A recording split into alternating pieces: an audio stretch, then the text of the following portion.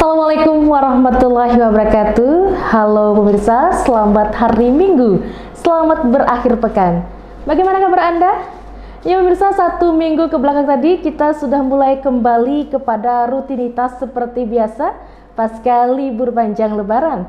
Tentunya harapannya semoga semuanya selalu dalam keadaan bersemangat dan selalu memberikan yang terbaik di setiap kesempatannya. Baik, minggu ini seperti biasa Lintas Bandung Sepekan hadir ke hadapan Anda di edisi 15 Mei 2022. Kali ini bersama saya Lini Astalina akan kami hadirkan sejumlah informasi dan ragam peristiwa menarik yang terjadi di seputaran kota Banjarmasin dan sekitarnya ke hadapan Anda selama 60 menit ke depan. Dan pemirsa, mari kita ikuti Lintas Bandung Sepekan selengkapnya.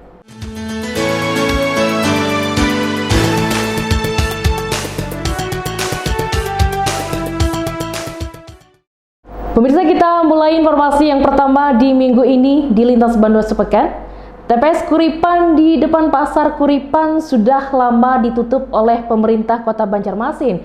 Namun sayangnya akhir belakangan ini ex-TPS tersebut kembali dipenuhi sampah alias masih menjadi tempat warga untuk membuang sampah. Hal ini pun disayangkan Aliansyah, anggota DPRD Banjarmasin fraksi VKS, dan berharap Pemko segera mengambil langkah pasti untuk masalah tersebut. Tempat pembuangan sampah sementara atau TPS yang berada di depan Pasar Kuripan Banjarmasin akhir belakangan ini tampak selalu dipenuhi sampah. Padahal sebelumnya ex-TPS tersebut sudah resmi ditutup oleh pemerintah Kota Banjarmasin.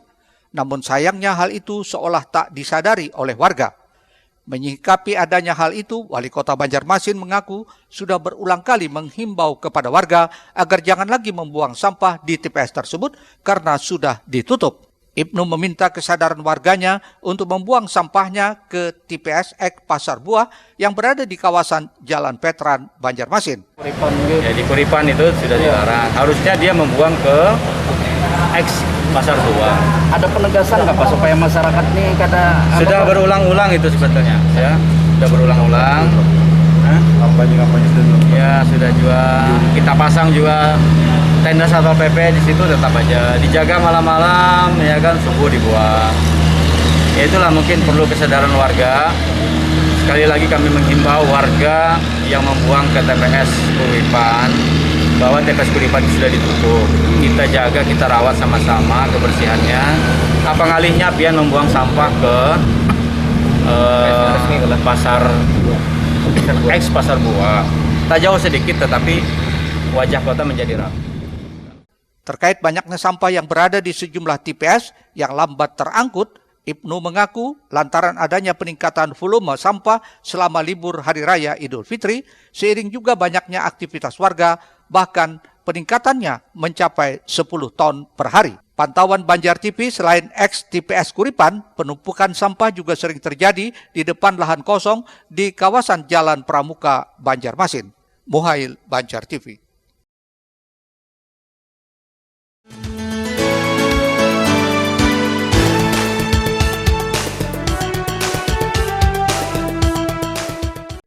Tumpukan sampah ternyata masih terlihat di ex-TPS Pasar Kuripan Banjarmasin Timur. Padahal di lokasi ini sudah dipasang seng pembatas dengan tulisan agar tidak membuang sampah di lokasi tersebut. Pasalnya TPS ini sudah resmi ditutup sejak beberapa waktu lalu. Sejak ditutupnya TPS Pasar Kuripan tersebut, masih banyak warga yang membuang sampah di lokasi itu.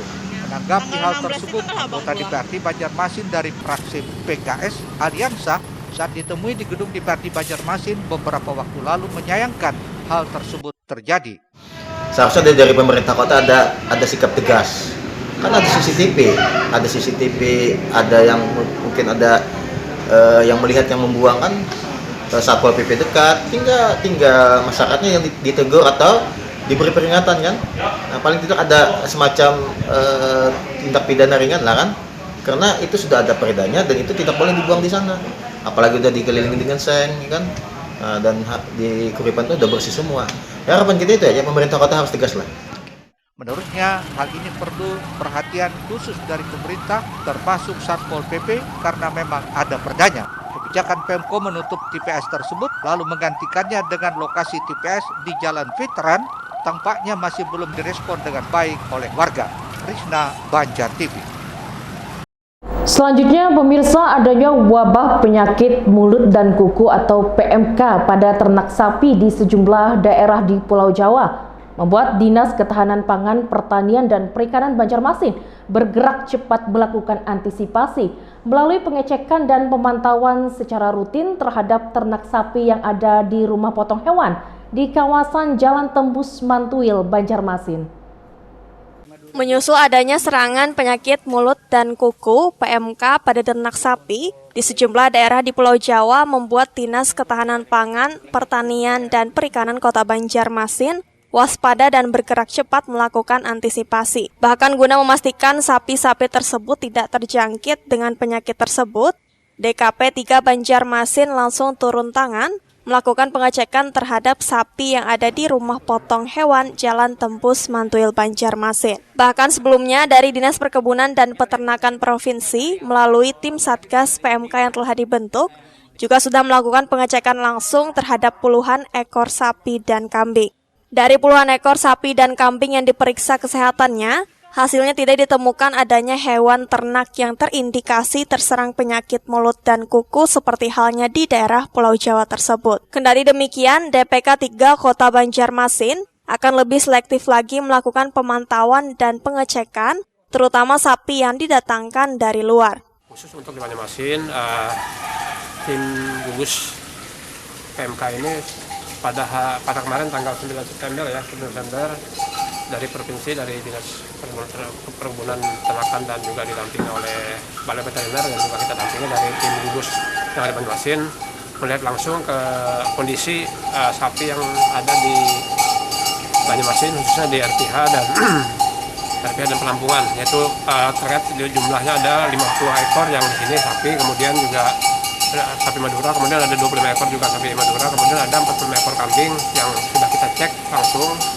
Alhamdulillah kondisinya untuk sekarang, karena 1 bulan terakhir kita mendapat masukan dari Pulau Jawa sapi adalah sekitar awal puasa, minggu pertama puasa. Jadi ini sudah sebulan lebih, jadi tidak ditemukan ada kondisi terinfeksi penyakit mulut dan kuku pada baik itu pada sapi maupun pada kambing. Lebih jauh, Mahmud menyatakan ciri-ciri ternak sapi yang terkena PMK tersebut umumnya ditandai dengan luka lepuh pada mulut dan gusi, luka pada kuku, demam hingga 40 derajat, serta penurunan nafsu makan. Muhail, Banjar TV. Ya pemirsa, kita beralih ke informasi lain. Seiring adanya dugaan kasus hepatitis akut misterius yang menyerang anak-anak hingga meninggal dunia akhir belakangan ini, Dinas Kesehatan Kota Banjarmasin meminta warganya mewaspadai akan adanya ancaman penyakit tersebut dengan tenang dan tidak panik. Sementara itu, sekalipun belum ditemukan asal-usul penyebab hepatitis akut misterius, namun Dinas Kesehatan meminta kepada para orang tua agar turut mengenali beberapa gejala umum jika anak-anak diduga terkena hepatitis, diantaranya seperti diare, sakit perut, demam, hingga muntah. Menyusul ditemukannya dugaan kasus hepatitis akut misterius yang menyerang anak-anak di bawah usia 16 tahun hingga meninggal dunia usai dirawat di RSUPN Dr. Cipto Mangunkusumo, Jakarta. Kepala Dinas Kesehatan Kota Banjarmasin saat ditemui awak media menyatakan di Banjarmasin belum ada laporan terkait penyakit hepatitis akut yang belum diketahui penyebabnya itu. Namun demikian, seiring dengan terbitnya surat edaran dari Kementerian Kesehatan, khususnya Dirjen Pencegahan dan Pengendalian Penyakit terkait penyakit hepatitis akut ini, dirinya mengaku sudah melakukan himbauan kepada warga agar waspada akan penyakit tersebut, namun tidak perlu panik. Tak hanya itu, sebagai antisipasi potensi penularan penyakit hepatitis akut ini, warga juga diminta tetap menjaga pola hidup bersih dan sehat, terutama pada anak-anak usai beraktivitas. Sampaikan memang pada saat koordinasi di puskesmas maksimal mungkin ya kan, karena kita ada di grup, jadi kita share, kemudian tindakan mitigasi resikonya, kemudian mempromosikan lagi, kemudian menghimbau kepada masyarakat untuk waspada saja, tapi jangan panik. Karena memang hepatitis yang misterius itu pencetusnya belum ditemukan, ya kan? Nah, kita masih menunggu dari Kementerian Kesehatan. Jadi edaran itu untuk sebagai standar operasional dari WHO dan Menteri Kesehatan untuk lebih waspada, Tapi jangan panik. Nah, kita harapkan jangan panik karena kita sudah COVID melanda ya, kalau perekonomian bagus sudah, jadi jangan gaduh gelisah lah ibaratnya. Nah, kita tenangkan, tapi tetap kita mitigasi risiko, deteksi dininya seperti itu. Ya pokoknya himbauannya tadi ya pola hidup bersih dan sehat, dimulai dari keluarga. Biasa cuci tangan, pakai masker misalnya kan, kemudian jaga jarak, kemudian makanan yang higienis ya kan, perlengkapan makanan yang higienis juga. Nah, seperti itu yang standar lah. Sejauh ini, kasus hepatitis di Kota Banjarmasin masih didominasi kasus hepatitis B. Untuk itu segera kembali mengencarkan vaksinasi hepatitis B bagi bayi maupun balita serta untuk orang dewasa. Selain itu, menggalakkan kembali promosi terkait pencegahan faktor risiko penularan hepatitis seperti meningkatkan kualitas gaya hidup, menghindari narkoba, seks bebas, meningkatkan higien dan daya tahan tubuh. Muhail, Banjar TV.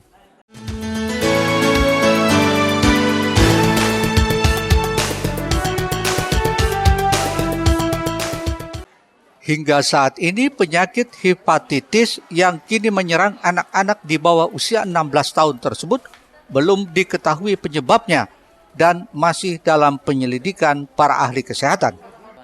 Namun demikian, Dinas Kesehatan Kota Banjarmasin meminta kepada para orang tua untuk tidak lengah dan mengenali serta mengetahui gejala umum jika anak-anak tersebut diduga terindikasi hepatitis, diantaranya seperti mual, muntah, diare, demam, sakit perut, kehilangan nafsu makan, hingga perubahan warna fisik dan sesak napas.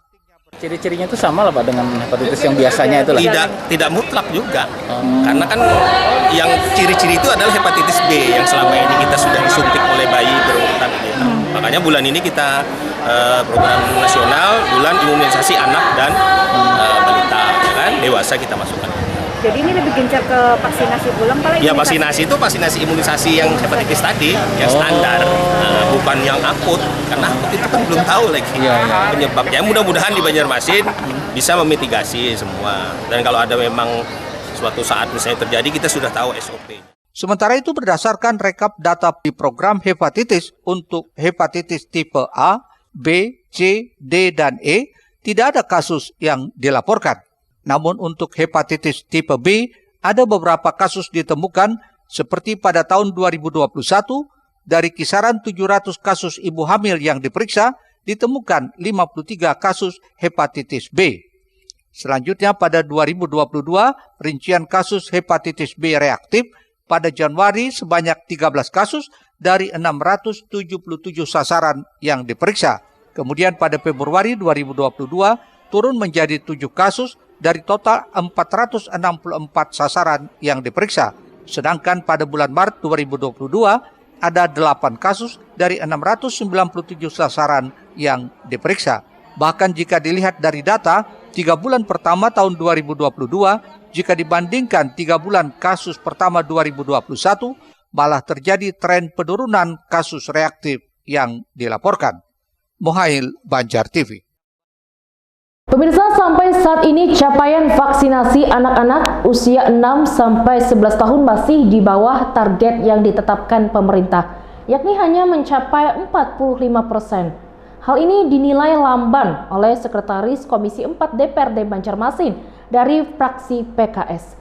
Karenanya diingatkan untuk dinas terkait bisa segera mengambil langkah realisasi pencapaiannya.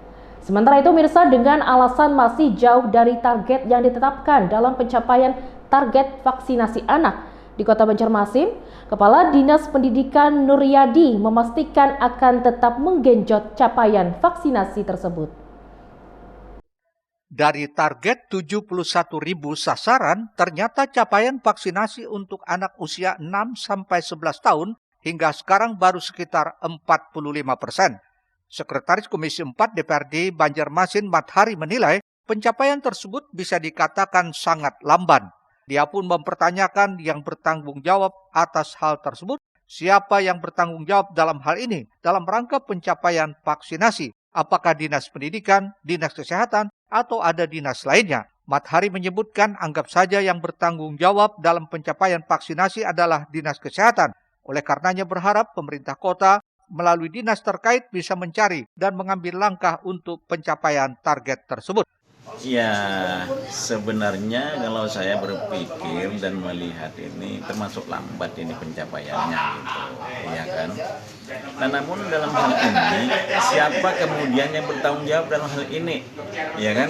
Nah, ini pemerintah harus harus membutirin gitu. Siapa yang bertanggung jawab dalam rangka kemudian mencapai vaksinasi anak ini? Apakah Dinas Pendidikan?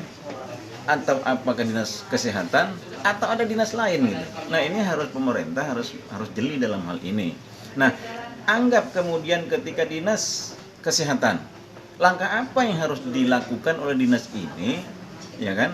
Kalau saya yang beri masukan, langkahnya adalah berikan edukasi secukupnya kepada masyarakat, ini menjadi penting sehingga masyarakat itu memahami akan urgensi vaksinasi itu, ya kan? Karena itu, Ketua DPD PKS Kota Banjarmasin ini meminta pemerintah kota lebih jeli dalam menentukan langkah agar pencapaian vaksinasi untuk anak bisa memenuhi target, bahkan kemungkinan lebih dari yang ditentukan. Murtasiyah, Banjar TV.